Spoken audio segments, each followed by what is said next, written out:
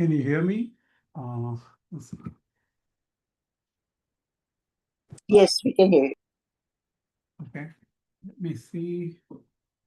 Everything should be okay. I think we are being recorded. Yes. Okay. Asmadgurubhyo namaha, Paramābhīti namaha, Sarvagurubhyo namaha, Shri Krishna Parabrahmane namaha, Shri Lakshmi Parabrahmane namaha, Shri Lakshmi Hayavadana Parabrahmane namaha, Shri Krishna Parabrahmane. So what we are going to do is, here it is. Second.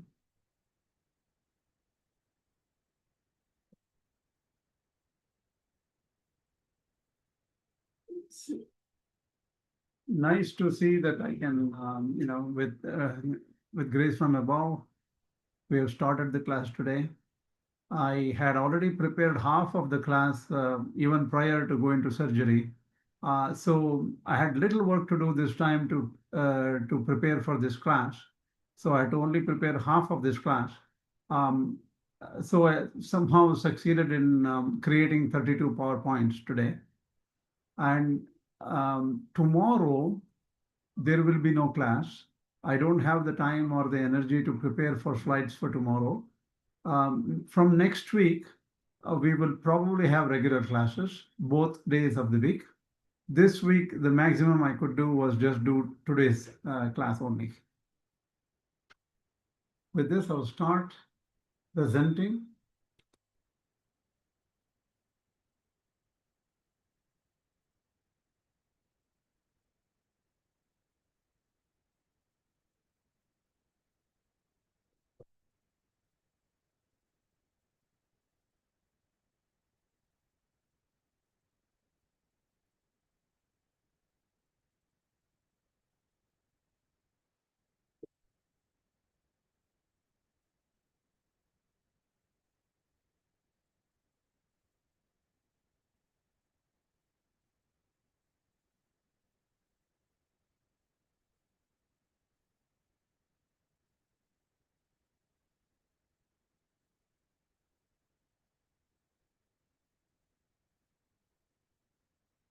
For some reason, I'm getting a slightly different way.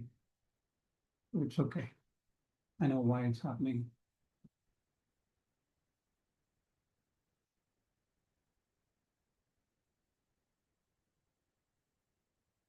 I guess you can see my screen, right? Yes. Okay, very good. All right. See, what I'm going to do today is, we already talked about a lot about Parabhakti, Parajñāna, Paramābhīti in the last class. Since it has been some time, I will just summarize it quickly, what we covered earlier. And then today's class will be basically to explain that the hierarchy in which Sampathagar analyzes based, I'm sure it's based on Rāmānuja bhāṣya. The truth contained in the Bhagavad Gītā, because these concepts in the Bhagavad Gītā will help us understand Īśāvāsya Upanishad. Till now, I was trying to give an introduction to Īśāvāsya Upanishad based on Sampathagar's view. But what Sampathagar says is, to understand Īśāvāsya, you need to understand some fundamental concepts in the Bhagavad Gītā. So we're going back to Bhagavad Gītā, only a few shlokas here and there, which will give you clearly the position of Bhagavad Gītā. In the position of that is in Bhagavad Gītā, there's clarification regarding some fundamental issues. See, the whole world is filled with views from Shankara bhāṣya. In a way, that is a dominating ideology which has taken over the world. So one has to understand, is there an argument against it, to correct it, to say that, there is a different argument. Okay, Shankaracharya had that argument only for a particular purpose. He was very well aware of what Bhagavad Gītā is saying, very well aware of the Upanishad. He was a master, no question about it. But the time during which he was present on earth. During that time, he thought that he should do some kind of a adjustment with the Buddhist views of that time, in the sense that to get them under the same umbrella and to establish the validity of the Vedas and the sacred and divine nature of the Vedas, the truth of Vedas. He wanted to establish that. For that, he took some shortcuts at that time, and to also bring Buddhists into the umbrella. And further, if they didn't agree, they would leave anyway. So with that view, he had done some meanings of the Bhagavad Gītā. Rāmānuja.org says that such adjustments are not necessary, or maybe it was necessary a few hundred years ago, and maybe even if Rāmānuja was born during the time of Shankaracharya, he would have had the same kind of views. It's very possible. That's what KSV thought, and that's what his own guru Rangamahaguru thought also. So, but here what we are doing is we are clearly making things open, saying that there are some aspects of the view of Shankaracharya where he puts absolute beyond the personal God. The personal God is at a lower level, and absolute is a higher level, is what Shankaracharya says. And that is not acceptable according to the Bhagavad Gītā. And that can be proven. And that is what we are going to see the arguments in support of Purusha, the personal God, who says, Mattah parataram nanyadastiti, Mattah parataram nanyad kinchidasti. Wait a minute. I'm forgetting the shloka. Mattah parataram nanyad kinchidasti dhananjaya. In that, Mattaha means Krishna refers to himself as Ishvara, as Paramātmā, Paramapurusha. And here a person with form is given the highest status, saying that there is nothing higher than me. So think about those statements and try to understand what is absolute and what is personal. Personal God versus absolute. Supreme God versus absolute. What is the difference? So the thing is that needs to be understood, and Sampath Iyengar addresses these issues. One other point to understand is what is Samadhi. Everyone, or not everyone, many maybe advanced yogis reach a state of Samadhi and say, I became one with God, and come back. We have to understand what is Samadhi. Is there something beyond Samadhi? And what is that, if so? And those issues, are they supported in Bhagavad Gītā, or are they just unique, like personal views? So these are the issues. These are the issues that are clarified in this class. There are 32 slides here. I'll quickly brush through the slides. Please note down the questions. We will answer the questions when I have a break, because I want the general whole audience here to start focusing and understanding certain concepts without any mental break. If there is a question answer session in between, there will be break in thought. Other people will be confused. The other people will have no question. Somebody else has a question. All these things will happen. So we will avoid that for the first 45 minutes of this lecture. I will let you know when you can ask questions. Kindly pick up a pen and paper or type it in somewhere in your file to if you have any questions. Don't type it in the chat box here, because that will distract me, because there will be a pop-up on my screen. I don't want to have the pop-up on my screen. So don't type the questions on the chat box, but type it in a piece of paper somewhere so that you can, or write it, and you can ask the questions after 45 minutes. Is everything okay so far? Did you understand? Yes. Yes. Perfect. Okay, let's go further. So many people think that Bhakti is just an emotional, just tears rolling down and this emotional. That is not what the Shastra say. There is a ordinary bhakti and bhakti yoga. Bhakti yoga is very high. So there are three aspects of this supreme devotion called Paramābhīti, which involves Parabhakti, Parajñāna, Paramābhīti. So we will understand what these are. We already talked about it. Darshanam Parabhakti Syat. So the darshana, so the darshana is Parabhakti. That means it's a vision, vision, right? Many people think that God is formless and impersonal, but a devotee, yogi, perceives God in beautiful personal form. This vision of God is perceptible to the inner eye, and that is called Parabhakti. The Darshanam Parabhakti Syate is mentioned. Now, so supreme devotion is not about emotion or abstraction. Emotion, some people say it's on the lower level, manasika level. It is not. The darshana can be experienced even after samadhi.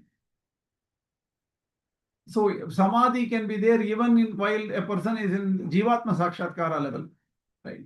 So the inner vision of the divine is darshana.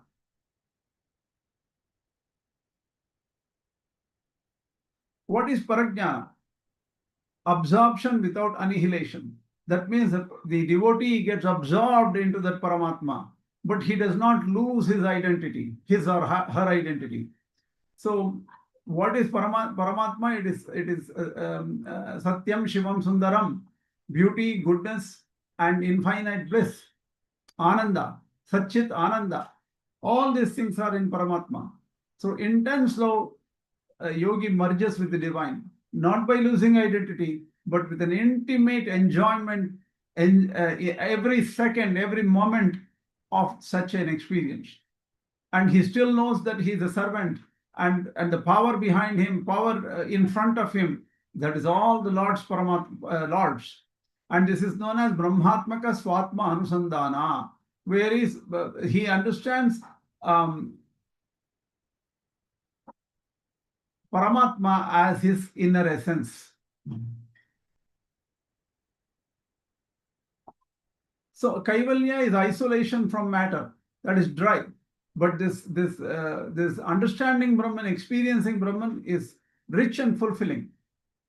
And so it is not just freedom from the universe, but joyful presence in God's love.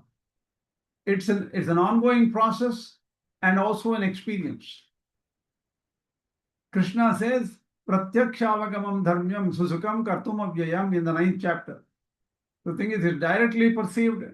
So don't think that this Bhagavad Gītā, Paramātmā Anubhava experience of the Paramātmā is just a imagination of one's own personal thoughts. No. Directly Paramātmā communicates with this person, plays with this person, and that Paramātmā can be experienced.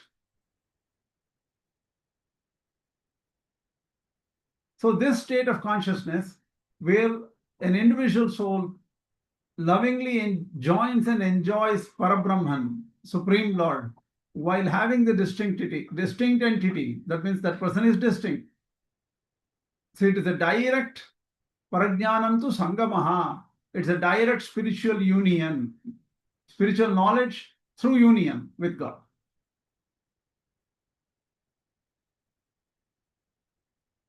And God is divinely happy to have such a devotee so much engrossed in himself. So what he does is he plays with this devotee, and only the devotee knows the place. How the play is, the play continues, and this divine love, charm, flirtation, and affectionate closeness is like a lover's sweet play. This is what happens in the highest level of spiritual union between Jiva and Paramātmā. This is known as Paramābhīti. What is Paramābhīti? There is because of such deep love, a fear arises that this experience will go away. Hence, the yogi becomes anxious and tries to hold on to the vision of that Lord, and to the experience of that love. Not from fear, but from intense love. So Paramābhīti is the highest form of love. And there is a fear of separation from God, born out of overwhelming love. Punar Vishlesha Bhītistu Paramābhakti Ruchyate.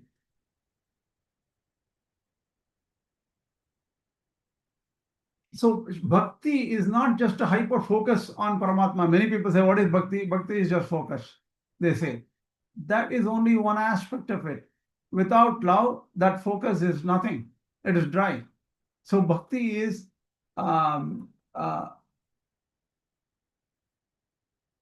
love between the most powerful and most downtrodden. And bhakti means, the word bhakti itself known as bhaja sevayam. Bhaja means that is service. There is also other meanings of the word bhaja. Bhanj is a little bit of form of bhaja only. That bhanj is to break. Bhakti is breaking, referring to breaking of the ego, attachments, or veil of ignorance, or something like that. Even that can be understood in a different way, where a person loses ego and attachments. And that is seen in some tantric texts, which says bhakti is shattering of the limitations. There is also bhag, word called bhag root. And that bhag root is to bhaga, that is to divide. Vibhaga means to divide. Avibhaga means to unite. So though that is also a meaning of the word. It is not the meaning of the word bhakti, because the bhakti especially goes to bhaja sevayam only mainly. So here there are small variations, but we have to understand this. Avibhaga means even though there is a vibhaga, even though there is a separation, the person wants to be united with Paramatma and want to be in a state of union. Right? That's why you have to understand. So how does Bhagavad Gītā explain this concept? Are these the concepts inside Bhagavad Gītā, or are they just like personal views?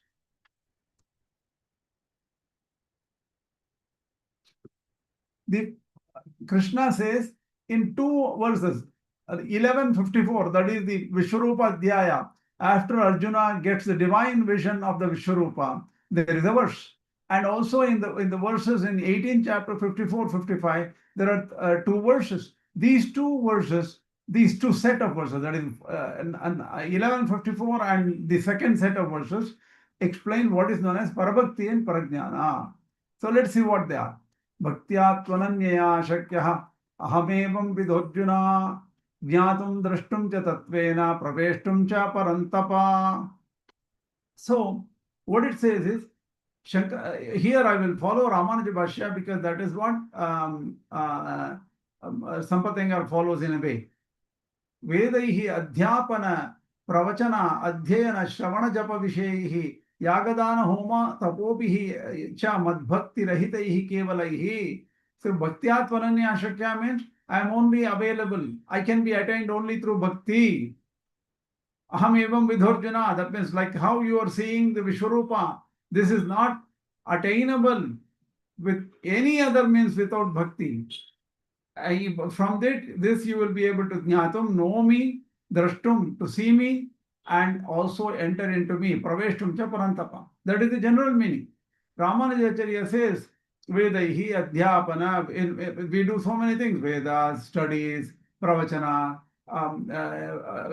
explanations, then shravana, japa, meditations, yaga, charity, homa, tapas, all these different things we do. But if all these activities are without love to the Paramatma, without bhakti, devotion to the Paramatma, what happens? They will not give you value. You will not be able to see me. Bhakti is the only thing which can take you to see me. That is why the Shruti, I think this is the Katha Upanishad 223, says, Nayamatma pravachanena labhyo na medhaya na bahunashrutena. The thing is, this Atman, Paramatman is not attainable just by giving lectures, studying for lectures, or by intelligence, or by studying too much or too many scriptures. Only amevesha vrinute. A particular person is selected by that Paramatma, and to only that person he explains himself, he reveals himself, he makes that person realize him. How is that person selected? Only by surrender. If that person, if totally that person surrenders to that Paramatma, then because of bhakti, Paramatma will bless that person. This is one verse here. The next two verses is Brahmabhutaha Prasannatma. It is in the 18th chapter, 54 verse. Brahmabhutaha Prasannatma Nashochati Nakamshati Sama Sarveshu Bhuteshu Madbhaktim Labhate Param. So the thing is, here Rāmānuja has to be closely followed to understand this properly, because there is a context to this verse. Brahmabhutaham avirbhuta aparichanna jnanaikakaram maccheshataika swabhav atmaswarupaha. What does it mean? This person has given up ego and everything. So he has gone beyond this material bondage, and he has realized himself as Jīvātmā. And that Jīvātmā, the limitations of the Jīvātma's knowledge is removed because the bondage is not there. So the thing is, then when the Jīvātmā thinks that he is separate from this universe, separate from matter, then what else is there?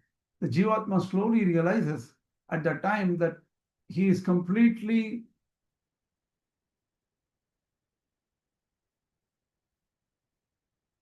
supported by that Paramatma. He realizes, even while realizing Jīvātmā Sakshatkara, he realizes there is a Paramatma, but he doesn't understand the value of the Paramatma. Eventually, what happens in the 6th chapter, what it is said, that Paramatma is the highest. He supports me. Only he is the power behind me. All these details will come in the realization of this Jīvātmā as Jīvātmā progresses beyond Jīvātmā Sakshatkara. And then that is why even Bhagavan Krishna says, Itastvanyam prakritim vidhi me param. That means there are two prakritis. My nature is two, Jiva and matter. So the thing is, Jiva is one prakriti, Parā prakriti, and it is mine. So it is Mamayavamsho Jiva Loke, Jiva Bhuta Sanatana. That means the Jiva is an Amsha of Krishna. It's a part and participle. Then they're just supported. That Jiva is supported by Paramatma in every way. Jiva does not have self energy by within itself. Only when supported, only when taken care of, Jīvātmā has some value. Śeṣatva. So the Śeṣatva means in Rāmānuja Sampradaya, Śeṣatva is understood in a very unique way. The Śeṣa word, it says that Jīvātmā exists for no other purpose other than pleasing the Paramatma, other than knowing the Paramatma. And the very existence of Jiva has no value at all on itself, by itself. This is not realized unless a person goes through a lot of realization that this person does not have the power. Even the Śeṣatva says, Atmapyanishaha Sukha-dukkha hetoho. Jīvātmā is not Ishvara. Why he is subjected to pleasure and pain, more pain than pleasure probably. So if that is the case, this Jīvātmā is stuck in matter, not that Jīvātmā had the power and then Jīvātmā could do anything Jīvātmā wanted to do. So then he realizes, without that person, this person cannot do anything. Prasannatma klesha karmadibhi akalusha swarupaha madhyatiriktam nakanchana bhuta vishesham pratishochati. So once this person goes beyond matter, without any impurity whatsoever, that Jīvātma's natural tendency is to go towards Paramatma, to experience, enjoy, be with Paramatma, the only supporter he has. So, nakanchana bhuta vishesham pratishochati, that the Jīvātma doesn't bother about any other entity in this universe. The Jīvātmā doesn't want anything because everything else is nothing, no value. Shunyaitam jagat sarvam. This is the verse from the Śeṣatvam of Chaitanya Mahaprabhu. The whole world. Sarve apitu madvyatirikteshu sarveshu bhuteshu anadananiyatayam samo. This whole universe other than Paramātmā becomes not interesting to this person. Nikhilam vastu jatam trinavat manyamano. Everything else becomes just a blade of grass. No value. Madbhaktim labate param. Then this person gets higher level of bhakti. Madbhakti. Mai sarveshware nikhila jagadodaya jagad udbhava sthiti pralayalile niratha samasta heya gandhe anavadikatishe asankye kalyana gunaganaikatane lavanya amritasagaram srimati pundalikanaine suswamini athyartha priyanubhava rupam param bhaktim labate. That means then that person realizes the beauty of the Lord. Even in the Upanishads it says hiranyashmashruhu hiranyakeshaha apranakat sarvayeva suvarnaha. That means that the Supreme Person has the form of the gold, and that golden form is visible to this person. Tatte kalyana tamam rupam pashyami. In the Ishavasya Upanishad, I see that divine form of yours. The Rishi says in the Ishavasya Upanishad. So, with that kind of wonderful vision, this person gets more and more attached to that person because he is the Supreme Person. And the whole universe is his play. And only the person will understand the play only when he meets the Lord. Because without the relationship and direct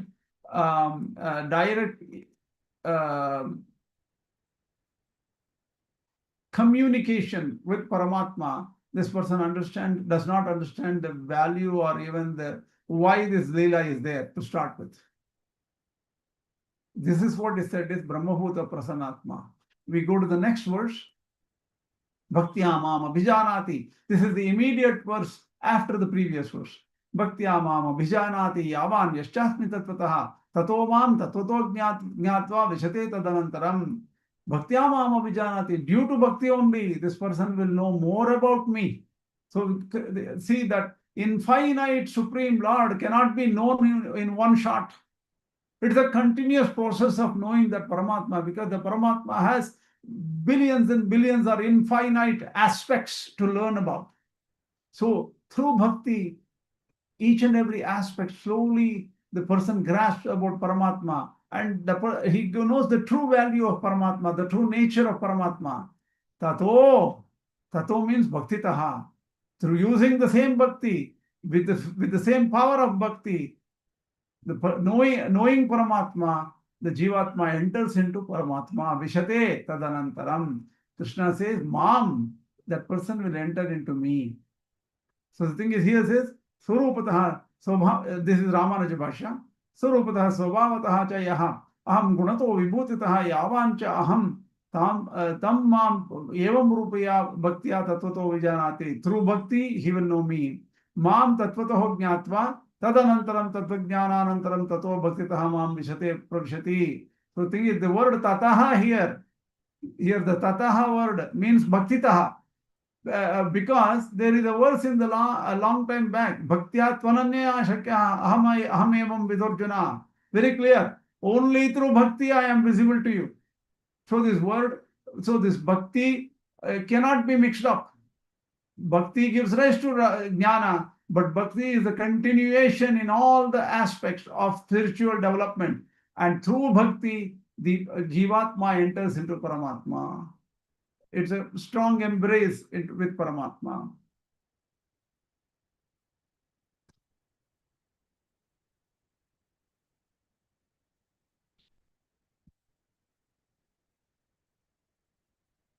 Bhakti, here it says, Tatahat Sarupa Swabhava Rupaguna Vibhuta Darshana Uttara Kala Bhavinya Anavadikatisheya Bhaktya Mam Prapnoti Tirthaham. So while this is a process of experience. with increasing attachment and bhakti towards the Lord, and increasing enjoyment of seeing the divine aspects of the Lord. That too, not one aspect, millions of aspects, billions of aspects.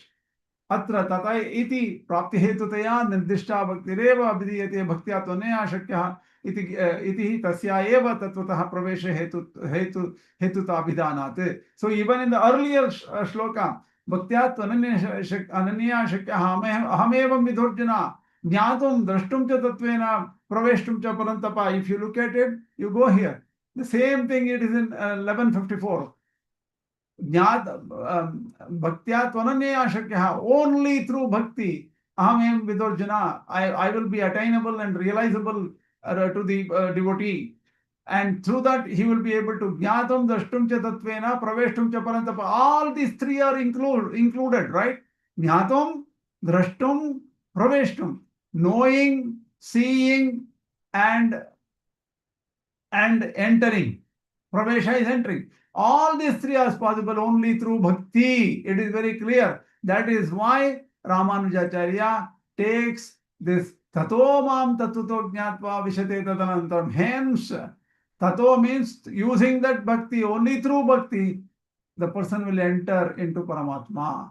Okay, this is clear, right? Now, so this Parabhakti and Paramabhakti are connected, and that is the Parabhakti, Parajñāna and Paramabhakti are all connected. The Paramabhakti is the one which, or the common factor is the Bhakti which connects all these subsequent devotion. Even at the end, the Bhakti continues. Bhakti is Nitya Bhakti, right? So these two successive stages of spiritual experience are also called Rajavidya, Rajaguhya in the 9th chapter itself. And this Rajavidya, Rajaguhya has a clear aspect of avyaya. Avyaya means no change. What does no change mean?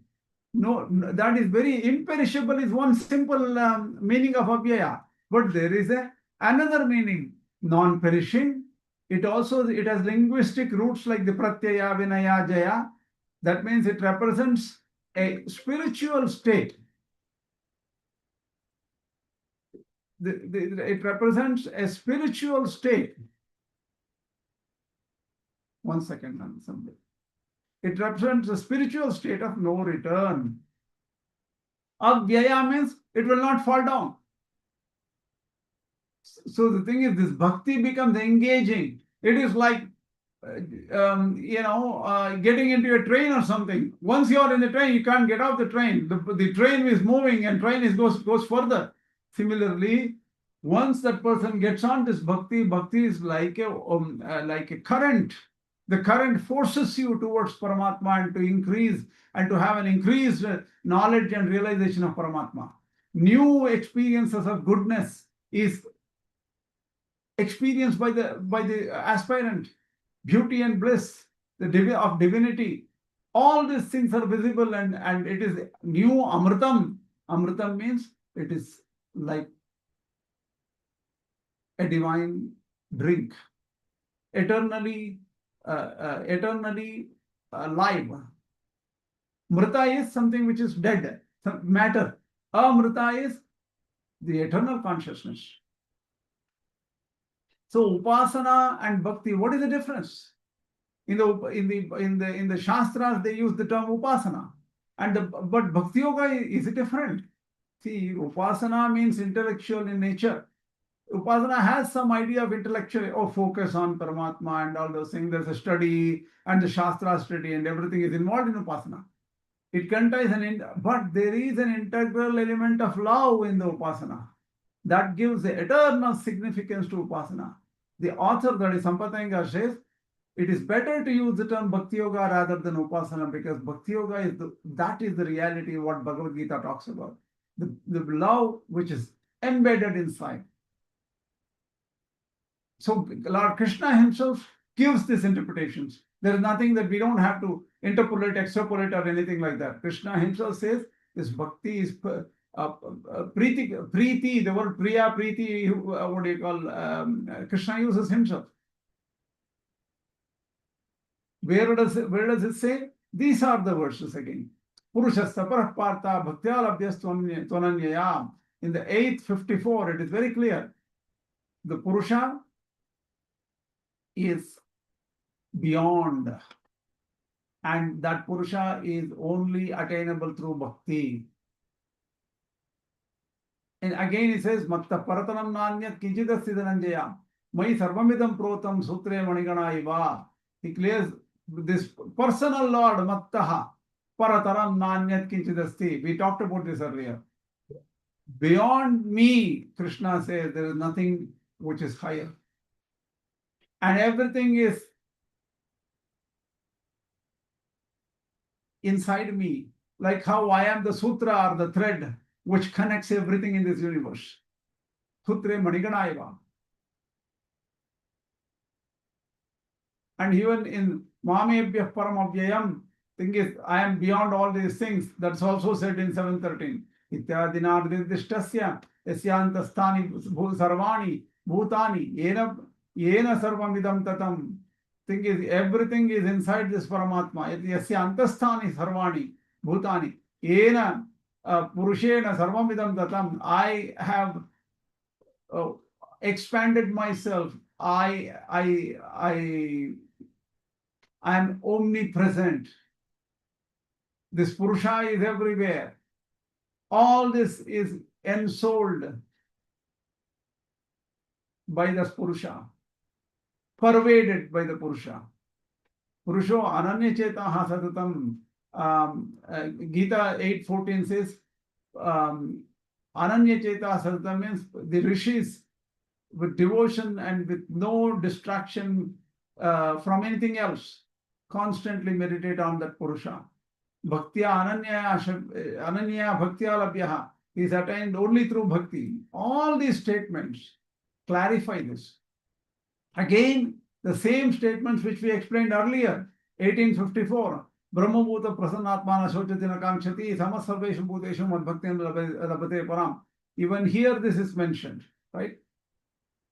And so the divine nature, according to Vedic philosophy, it explains the divine personality.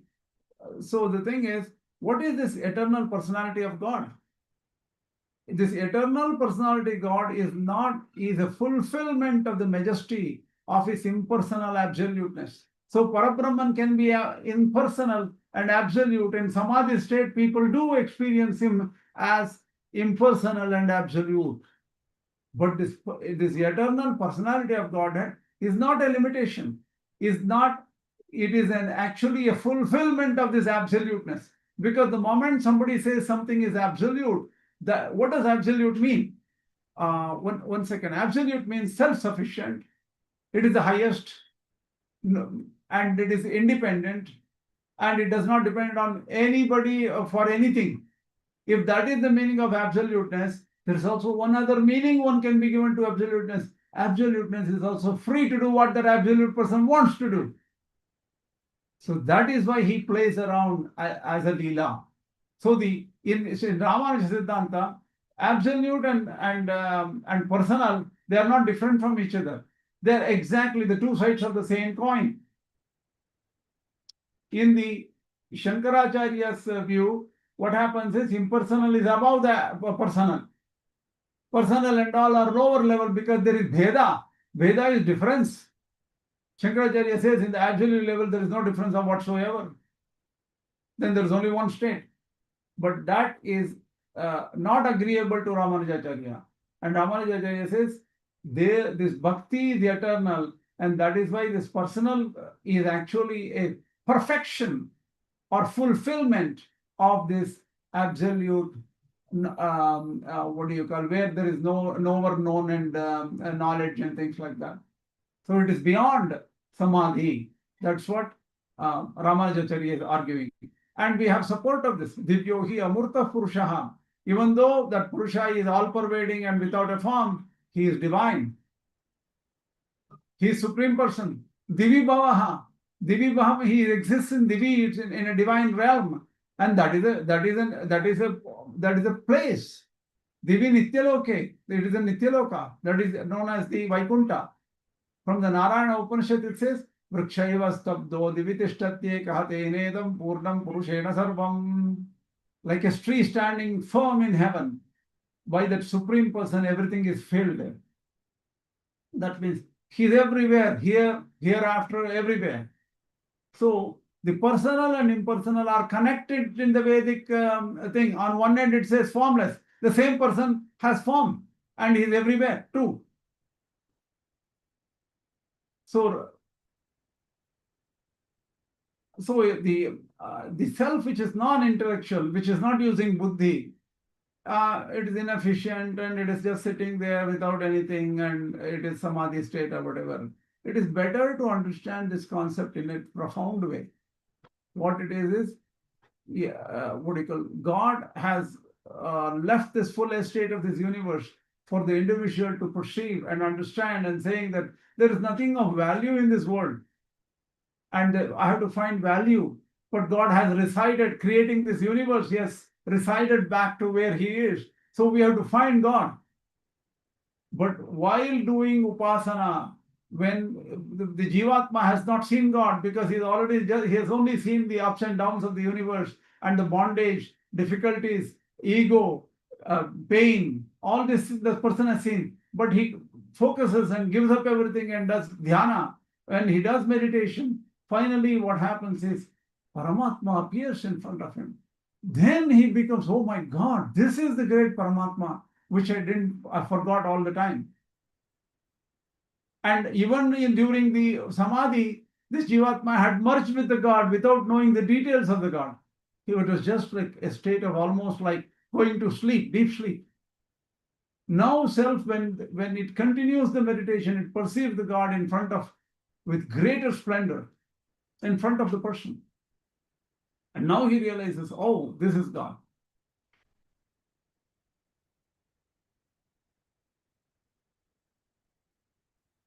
So mutable substances in generally, anything which changes, like the external world, that does not give sustained happiness. Like sugar cannot be kept on, you can't keep on eating sugar saying that, oh, it's nice, nice, nice. You will lose taste. Even if you mix sugar with something else, it has limitations to it, or you will lose taste eventually. So the thing is, so the immutable is the absolute, that is ananta, endless. That person gives you endless happiness, endless bliss. Even the very first taste of Paramātmā is insatiable. And it ever remains a thing of desire, because the person wants more and more and more of that Paramātmā.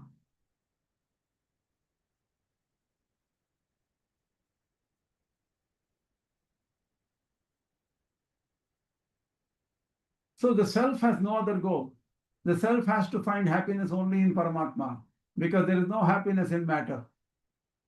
And God's personality is not a limitation on His absoluteness. What is absolute? Something that is unconditioned, independent, and ultimate, and often representing a perfect and self-sufficient reality. And that has one more attribute, freedom. And using that freedom, absoluteness, through liberty and freedom, that absolute takes forms and takes avatars, and to be accessible to every person, that too for the person who is a saint, or a person who is truthful and sincere, and helps an individual coming down from where that person is to participate in this universal's almost a love story between Jivas and Paramātmā. So this hide and seek is the play God plays with an individual, and eventually creates blissfulness in the individual experience. So in Samādhi, it is not an experience but a state where there is no experience, there is no the intelligence is submerged but not destroyed. So the conclusion is, this is the true philosophy of Samādhi, not something where everything ends up there and nothing else you cannot see, and become you are one with Brahman, and there ends. If you are one with Brahman, you will never be able to come down. So that is not a true state of Samādhi. And so we have already talked about it. So in Samadhi, God ever remains as God, self remains as self, but as his part and parcel. So this is the next, I will take it next time. Here I stop sharing. Now, one second.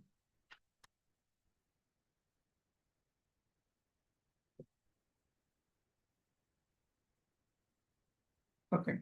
Now you can go ahead and ask questions. Sorry. Any questions?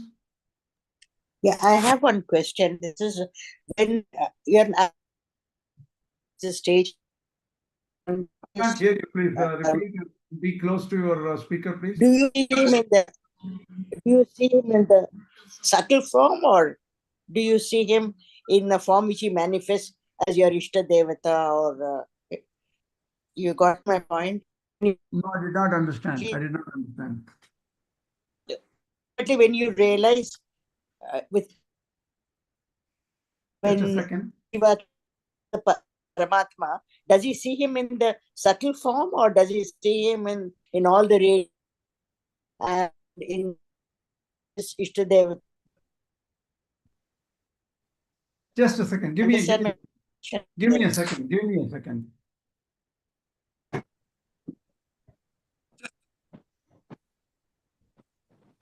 Just a second, please.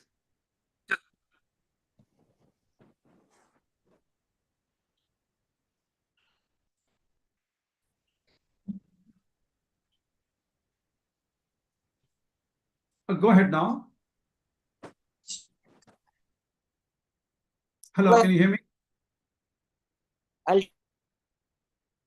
Can you hear me? Not? Your voice is breaking up. You see, your voice is breaking up. That is why I'm not able to hear. Now, can you hear now? No. Yeah, go ahead, please. Yeah, when the Jīvātmā, with all the Bhakti, he reaches a stage where he's able to see the Paramātmā. Does he see him in the subtle form, or because you said sometimes you see him in all his radiance, in all his attributes? This is a hard question to answer. It all depends on what God wants him to see. God, ye yatha mam prapadyante tam sataiva bhajamyaham. Mama vartmana vartante manusha partha sarvasha. In the Bhagavad Gītā, clearly Krishna says, in whatever form this person requests, the Lord appears to that person in that form. So it doesn't matter. It doesn't matter. Okay. Yeah. Thank you. Any other question?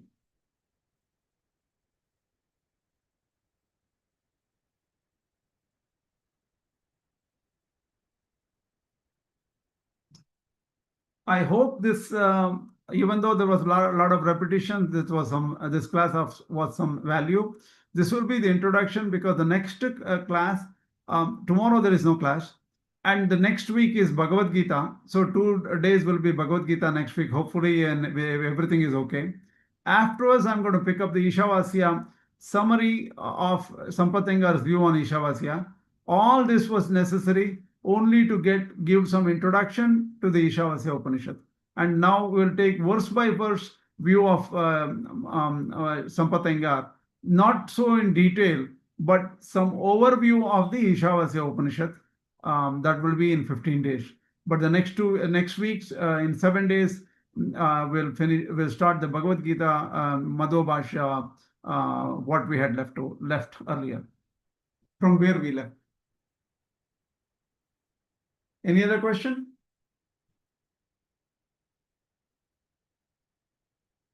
No question. Perfect then. Thank you. We'll see you next week. So tomorrow no class. Thank you. Thank you. Thank you. Namaskaram.